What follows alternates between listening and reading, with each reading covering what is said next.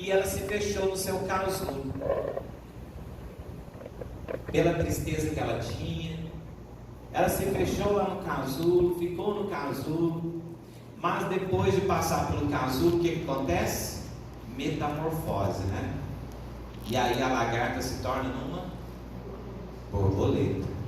E quando ela se torna uma borboleta, de um vermezinho, um bichinho, uma pequena lagarta que fica, né, lá no casulo, ela se torna então a borboleta que alegra, colore e deixa o sertão de uma maneira tão bonita. E assim acontece conosco. Nós somos assim também. Nós às vezes nos sentimos muito pequenos, né? Quem sou eu? Às vezes eu dou aula para 2 crianças, uma criança, tem domingo que não vem nenhuma. Mas Deus quer que você continue trabalhando ali. Seja 1, 2, 3 crianças, continue trabalhando, continue se dedicando, continue dando o seu melhor. É o povozinho que Deus confiou a você. E você está sendo capacitado por Deus para cuidar dessas crianças, para ensinar a palavra de Deus, para levar para elas o ensino mais precioso. Então, como que nós vamos preparar essa nova geração? Com amor. Com amor. E nós somos esse povozinho. Como no Nordeste eles dizem, né? Vem cá, bichinho. Nós vamos cuidar desse povo com amor. Vamos dar um carinho especial para essas crianças. Vocês querem deixar tudo bonito na filmagem? Pode arrumar. Porque depois eu coloco lá no canal do YouTube também, da Família Alegria. É bom. Porque, se eu não me engano, eu já fiz essa palestra aqui umas 500 vezes. Aí na hora que eu termino, eles falam assim, gravou? Não. Aí vai ser a primeira vez que vai gravar. Mas pode gravar. Aí, esse Deus que é tão grande, tão poderoso, supremo, que fez coisas tremendas, que faz coisas tremendas, Ele é um Deus poderoso e grande, porém é um Deus que age também por meio de coisas pequenas. E eu quero te chamar a atenção a isso nessa tarde. O seu Deus que é grande, Ele age por meio de coisas pequenas. Por isso, a sua responsabilidade em cuidar dos pequeninos. Então, não seja como a lagarta, né, que às vezes fica lá triste, se fecha. Viva o processo da transformação, né? Pode passar. Aí eu falei do Nordeste, pode passar. E nós somos esse povozinho, pode passar. Olha só, em toda a narrativa bíblica, o nosso Deus que é tão grande e poderoso, sempre agiu por meio de coisas pequenas, né? Então, esteja atento. Deus está agindo por meio das coisas pequenas. Olha só, pode passar? Nós fomos criados a partir do pó da terra. Você já viu o pó? Você pega na mão assim. O que é o pó da terra? A partir do pó da terra, você foi feito. Deus age por meio de coisas pequenas. Deus age por meio daquilo que nós nem conseguimos enxergar. Aí Deus prometeu que viria o Salvador. Mas para esse Salvador nascer, Ele escolheu Abraão e Sara e prometeu que eles teriam o quê? Um filho. E a partir desse filho, Isaac, veio uma nação inteira. Mas primeiro precisou nascer um bebezinho, uma criança. E foi a partir dessa criança que veio toda a nação, toda a história, até chegar o Messias prometido, que é Jesus. Pode passar? De Abraão vem Isaac, Isaac Jacó, de Jacó as 12 tribos. Nas 12 tribos é formada então a nação de Israel. Mas tudo começou lá com o pequeno Isaac. E as 12 tribos agora forma a nação de Israel. E aí, quando Jacó vai morrer, ele chama os seus filhos e ele diz: ajuntai-vos, e eu vos farei saber o que vos há de acontecer nos dias vindouros. E foi passando filho por filho. Quando chegou Judá, Jacó falou para ele: Judá, você é leãozinho. Gênesis 49, 8 a 12. Por que ele falou para Judá: você é leãozinho? Quem que é o leão da tribo de Judá? Jesus, né? Lá em Apocalipse 5, 8, Jesus é o leão da tribo de Judá. Só que lá em Gênesis, no primeiro livro da Bíblia, Jacó falou para o seu filho: Judá, você é leãozinho. A sua família vai se assentar no trono, e a sua família vai ter o cetro, e de geração em geração esse cetro, esse reinado vai ficar com sua família, até vir o Salvador, e este Salvador terá a sua capa manchada com sangue. Qual que é a relação entre Jacó e capa manchada com sangue? Porque ele profetizou, ele falou assim: ó, Judá, você é leãozinho, da sua família vai vir a linhagem real, até vir aquele que vai ter a capa manchada com sangue. Qual que é a relação de Jacó com capa com sangue? José, né?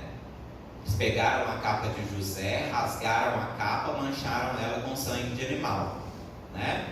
E aí Jacó vai falar para o filho: ó, Judá, da sua descendência vai vir o Messias, Siló, no texto fala, até que venha Siló, e a ele obedecerão os povos. Quem é Siló? Jesus. E Jesus, o Messias, vai ter a sua capa manchada com sangue. Só que agora não é sangue de animal não, é o sangue dele mesmo, porque ele não vai ser poupado. José foi poupado, não morreu. O povo que saiu do Egito, os primogênitos, foram poupados, não morreram. Teve a Páscoa, Deus poupou o seu povo. Isaac foi colocado no altar, mas foi poupado também, porque viria aquele que não seria poupado, que é Jesus. E aí Jacó vai falar para ele: ó, você é leãozinho, mas da sua descendência vai vir o rei. E quando vir o grande rei, Siló quer dizer Messias, prometido, semente, ele vai ter a capa manchada com sangue. E esse é o enviado de Deus. O que eu estou querendo dizer com isso tudo? Para que Jesus viesse, o leãozinho precisava de crescer, precisava passar gerações, precisava passar anos e anos, gerações e gerações, para que viesse Jesus. Qual que é a nossa responsabilidade? Preparar essa geração, porque nós não sabemos o que virá, mas a nossa responsabilidade é em preparar. Então de Judá vem o primeiro rei da tribo de Judá, que foi Davi. Quando Davi se assentou no trono, o trono ficou para a família de Davi, que Davi é da família de Judá. E aí Davi é esse que enfrentou o gigante Golias, esse que foi o escolhido quando Samuel chegou lá, né, falou assim: por acaso você não tem outro filho? Ah, tem um pastorzinho de ovelha, chama ele. Quando ele chegou, derramou o chifre de azeite na cabeça dele, porque ele era o escolhido. E aí a gente já começou a ver os sinais de que ele era separado por Deus. Quando ele foi lá, enfrentou Golias, venceu, e Deus fez com que ele se assentasse no trono.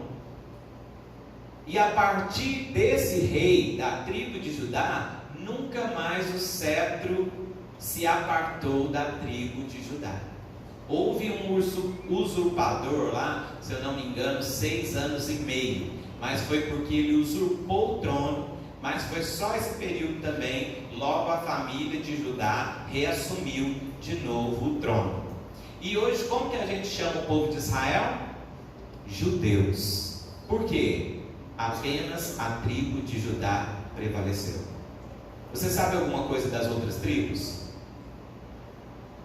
Porque a única tribo que interessa é a tribo de Judá. Nenhuma das outras tribos interessa mais. Por isso que é até errado a gente falar levita, para quem é diácono, que é do louvor, porque a lei levítica acabou, não existe mais, consumou, passou. Agora, se você quer ser de uma tribo, você tem que ser da tribo de Judá, porque só essa tribo é a tribo de Jesus que prevaleceu.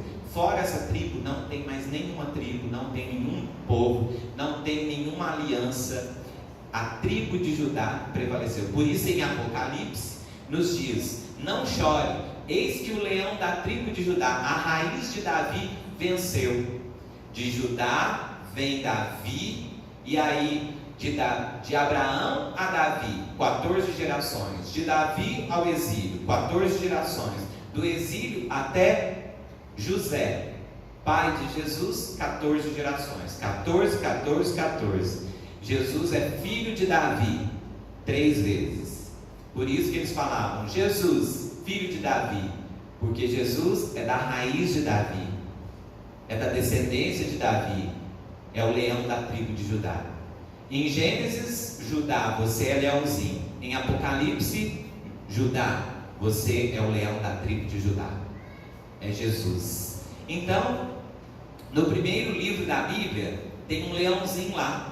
Mas no último livro da Bíblia, o leão cresceu, se tornou Jesus. Aí o nosso compromisso é em preparar gerações. Porque Deus vai usando gerações e gerações para que a palavra, o evangelho, o reino dele seja pregado. E aí nós vemos então a importância de preparar as gerações, preparar as nossas crianças. Deus usando coisas pequenas para que o nome dele seja glorificado. Pode passar? O azeite e a farinha. Ah, não tem nada aqui. O que você tem? Azeite e farinha. Deus vai usar o azeite e a farinha. Parece ser pouco? Parece ser muito pouco? É o pouco que Deus usa. É as coisas pequenas que Deus usa. Pode passar? Não chove. Não está chovendo. Vai lá ver se está vindo chuva. Ah, por 7 vezes o menino fez isso. Da 7ª vez ele chegou e falou: profeta, eu vejo uma pequena nuvem do tamanho da palma da mão do homem. Aí ele falou: desce e avisa para cá, vai chover. Qual que era o sinal da chuva? Uma pequena nuvem. Pequena nuvem. Pode passar? O profeta estava lá na caverna, triste, em depressão. E aí ele escuta o barulho do fogo. Muito fogo. Deus não estava no fogo. Depois veio o vento. O vento muito forte, aquele vento barulhento. Deus não estava no vento. Depois um terremoto. Terremoto que sacode, que faz barulho. Deus não estava no terremoto. Como que Deus falou com o profeta? Por meio de um sussurro. Meu filho, sai da caverna. O que você está fazendo aí? O que é o sussurro? Você tem que estar o quê? Muito atento para ouvir. O que eu estou querendo dizer?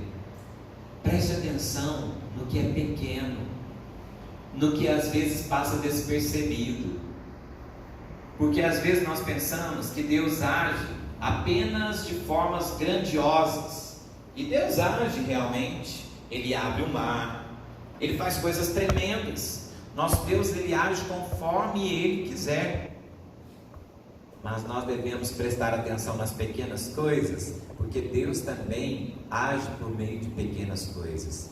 Pequenas crianças, pequenos inícios, Deus está agindo, está falando, e nós precisamos ter atenção. Você está sendo usado por Deus para que uma nova geração seja preparada. Aí pode passar aí para frente.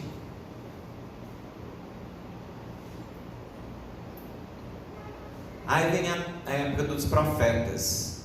Isaías vai e fala, né? Um menino nos nasceu, o filho se nos deu e o governo está sobre os seus ombros. A virgem vai conceber e dar à luz a um menino. Como que o grande Messias, o prometido Filho de Deus, aquele que viria para pisar a cabeça da serpente, como que ele viria? Como um menino, criança, um bebê. Eles estavam esperando um grande rei, poderoso, forte. E aí quando o menino vem, ninguém percebe. Eles esperavam um rei todo poderoso, pomposo, grandioso. E aí vem um bebê. Um bebê? A gente quer um rei para nos libertar. Mas Isaías já tinha prometido, ele virá como menino. Pode passar? Jeremias falou sobre o vaso de barro. O que é um vaso de barro, gente? Às vezes o vaso de barro passa lá despercebido aos nossos olhos. O vaso de barro tão pequeno. Deus falou com ele, eu posso fazer da casa de Israel o que o oleiro faz com o vaso. O vaso é desfeito, mas o oleiro faz de novo, né?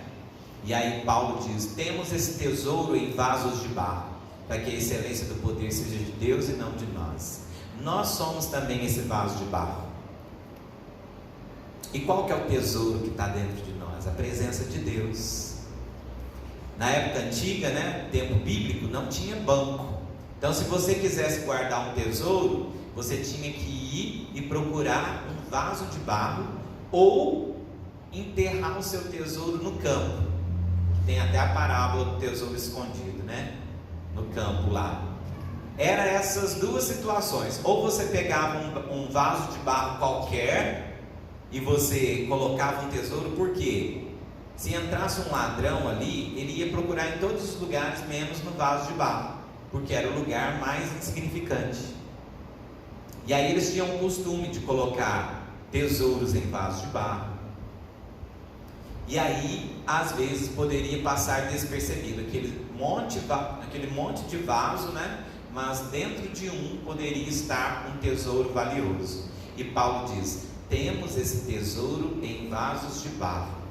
Nós somos os vasos de barro. O tesouro, a presença de Deus está dentro de nós. Porque o nosso Salvador, o Espírito Santo, habita dentro de nós.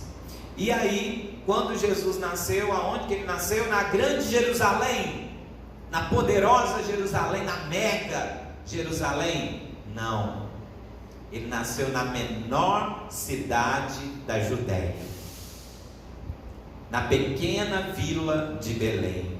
E tu, Belém Efrata, és a menor entre as cidades da Judéia. De você virá um Salvador, que é Jesus. Muitas vezes nós esperamos grandes coisas, né? De lugares grandes. E Jesus nasceu na pequena Belém. Não foi na grande, poderosa Jerusalém. Pode passar? E aí, quando Jesus começa seu ministério, as crianças tentam se aproximar de Jesus. Os discípulos começam a barrar as crianças, e Jesus diz, deixai vir a mim os pequeninos, porque dos tais é o reino dos céus. Se as crianças queriam ir até Jesus, Jesus tinha a cara fechada? Jesus, quem está assistindo essa série né? Eu não sei falar, não. É isso aí, Deus. Fala alto, irmão.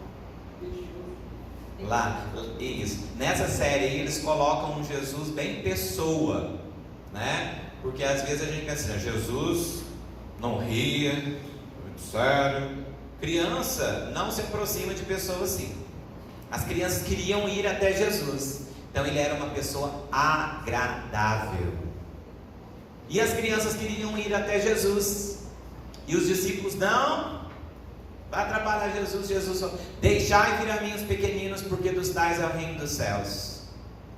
Jesus queria que as crianças estivessem perto dele, né? Uma pessoa que atrai criança é uma pessoa que brinca com a criança, né? Que ri para a criança. Às vezes a gente está andando na rua, a criança olha para você, ri, faz tchau, aí você fica assim, né? Hoje em dia é complicado essas coisas, né? Mas antigamente tinha mais pureza nas coisas e tal, né? Não tinha tanto problema. Mas hoje em dia é até complicado, né? Aí Jesus vai e fala: deixai vir a mim os pequeninos. E nos seus ensinamentos, Jesus, ele sempre ensinou a respeito disso. Quando ele vai falar com Nicodemos, ele vai falar para Nicodemos: ó, você é religioso, mas você tem que nascer de novo. O que Jesus está falando para ele? Você tem que recomeçar, nascer de novo, ser como uma criança para aprender de mim, porque você tem tudo, você é religioso e tal, mas você não tem a mim. Então, se você não tem a minha presença, você não tem nada. Jesus deu uma rasteira em Nicodemos. Você pode ser religioso, pode ser o power mestre aí da religião judaica, mas se você não tiver Jesus no seu coração, você não tem nada, você tem que nascer de novo. Imagina alguém falar isso para você. Você não sabe de nada, você tem que nascer de novo.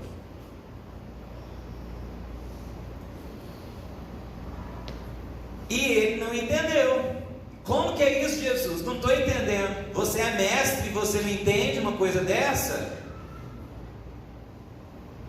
Aí Jesus fala: do modo como Moisés levantou a serpente no deserto, assim também importa que o Filho do Homem seja levantado. Não estou entendendo. Aí Jesus fala: porque Deus amou o mundo de tal maneira que deu o seu Filho, para que todo que nele crê não pereça, mas tenha vida eterna. Então, quando você aprende de Jesus, você precisa crescer nesse aprendizado, nascer de novo. É você começar tudo de novo, né? Ter o processo do aprendizado. Pode passar? E aí, quando Jesus vai falar dos seus nomes, ele usa de coisas comuns do dia a dia para falar a respeito dele mesmo. O que ele fala? Eu sou a luz do mundo. O que Jesus está usando? Coisas atemporais. Há quanto tempo foi escrito isso? Hoje a gente entende o que é a luz? Entende? Porque é uma coisa que nunca vai passar. Eu sou o pão da vida. Na época de Jesus tinha pão, hoje em dia tem pão? Tem. É uma coisa que sempre vai ter. Então Jesus fala: eu sou a luz, sou o caminho, sou a porta. O que é isso? Coisas pequenas do dia a dia.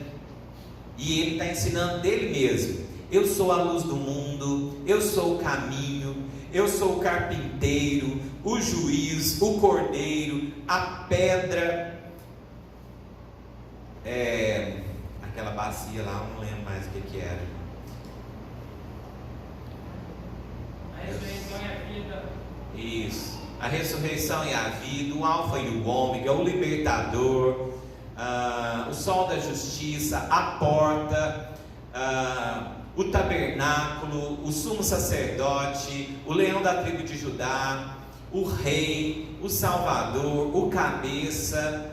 Eu sou o Cristo, eu sou a luz do mundo, sou o trino Deus, o pastor das ovelhas, a arca da aliança. Eu sou o pão da vida, o rei, a água da vida. Eu sou o Deus forte, eu sou a palavra, o verbo de Deus, a âncora, a videira verdadeira. O que Jesus está falando? Coisas do nosso dia a dia, coisas que são pequenas, que passam despercebidas aos nossos olhos. Jesus está ensinando dele mesmo a partir disso tudo que nós temos no nosso dia a dia. E aí ele fala a respeito do reino de Deus, usando a pérola de grande valor. Ele fala da fé, usando de um grãozinho de mostarda. Ele fala da oferta verdadeira, quando a viúva deu 2 moedas, que era tudo que ela tinha, coisas pequenas. E aí a multidão está reunida, não tem o que comer. André encontra um menino com 5 pães e 2 peixinhos. E Jesus alimenta a multidão a partir de 5 pães e 2 peixinhos. Pode passar? E quando ele vai instituir a ceia, Jesus usa de uma coisa grandiosa. Ele pegou um pão e disse: ó, todas as vezes que vocês se reunirem, para que vocês lembrem que o meu corpo foi moído, partido, vocês vão pegar um pão e partir o pão, para lembrar que o meu corpo foi partido. E vocês vão tomar o cálice, o produto da videira, para lembrar que o meu sangue foi derramado por vocês. Jesus usando de coisas do dia a dia, coisas simples que passam despercebidas, coisas pequenas, coisas comuns, para nos ensinar a respeito do reino de Deus. E para terminar, nós temos na Bíblia as primícias. O que eram as primícias? Era a primeira parte, uma pequena parte de uma grande colheita. Por exemplo, eu tenho a colheita aqui, né, de bancos. Aí, o primeiro banco que ficou pronto foi esse aqui, ó. Ficou todo prontinho, bonito. Eu pego esse primeiro banco e levo em oferta a Deus.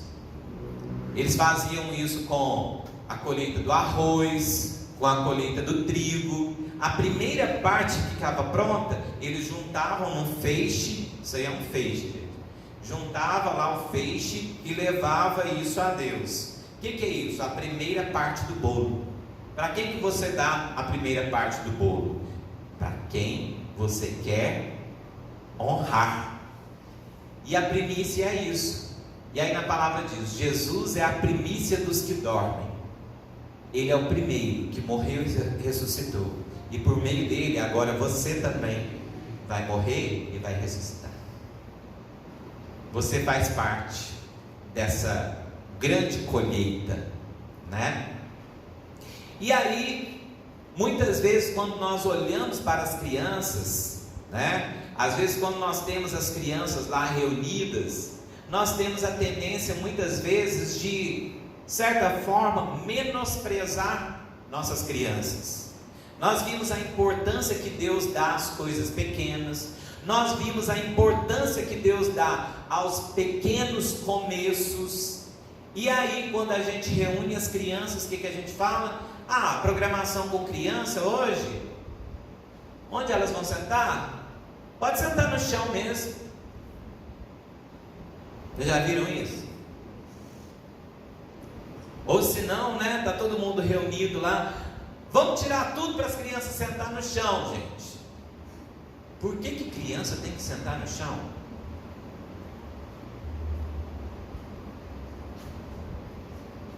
Você está entendendo comigo? A nossa cabeça? E daí vem tudo que nós fazemos pensando em crianças. Muitas vezes é uma sala mal preparada, um lugar meio estranho, né? Enquanto os adultos têm ar-condicionado, tem poltrona, tem caixa de som, tem instrumentos. Aí a gente vai lá no trabalho com as crianças, tem nada, nenhuma decoraçãozinha, nem... olhei com o tesoureiro da igreja, não tem uma verbazinha para a gente fazer uma coisa diferente. Tem, mas dá para fazer uma só no ano.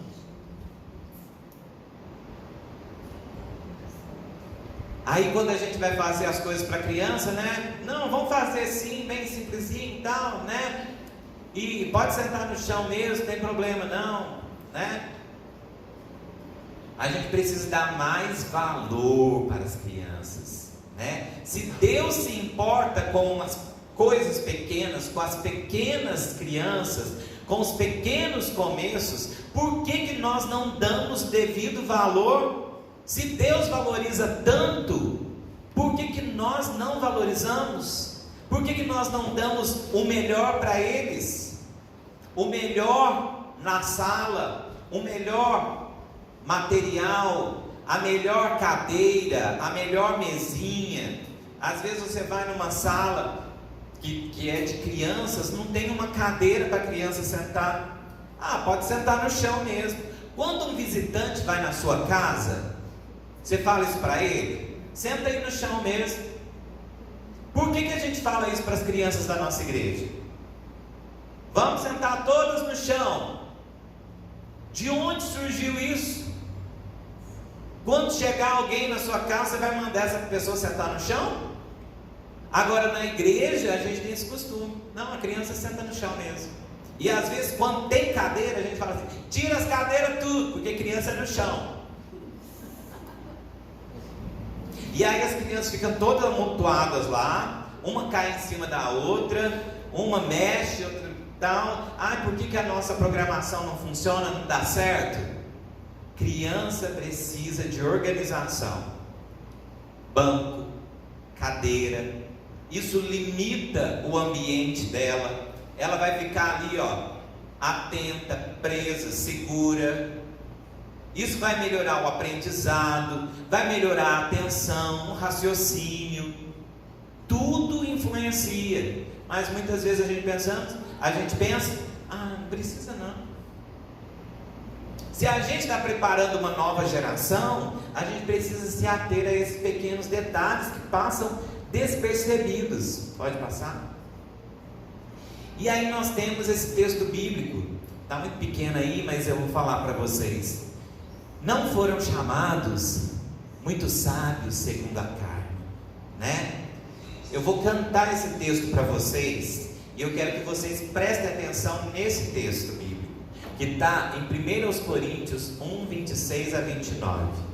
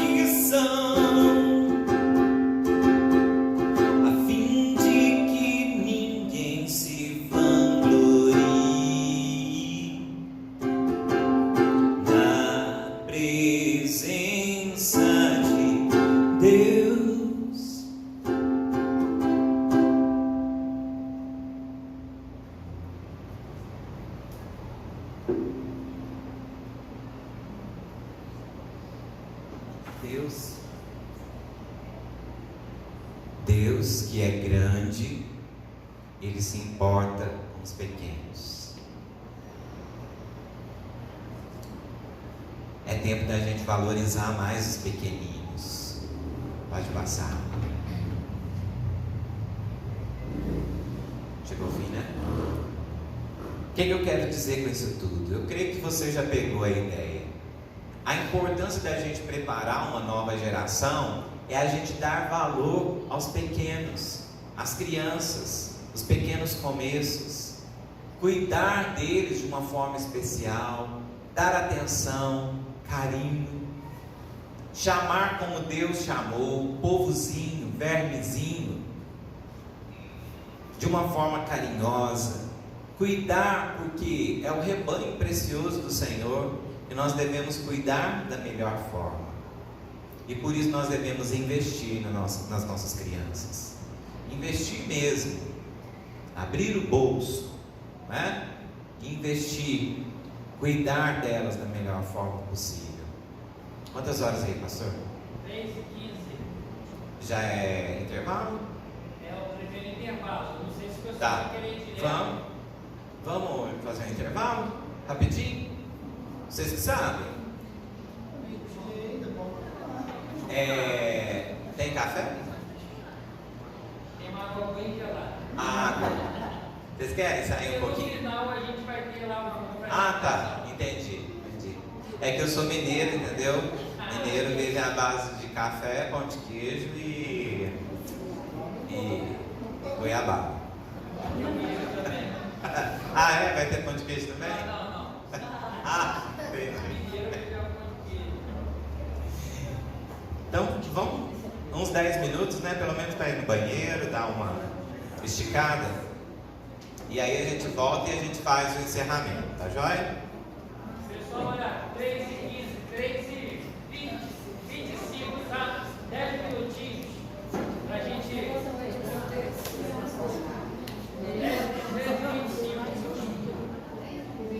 Acho que 10 minutinhos. Tirei a noite e meia, acordar às 5 hoje. Tem gente que não sabe que a gente recheia com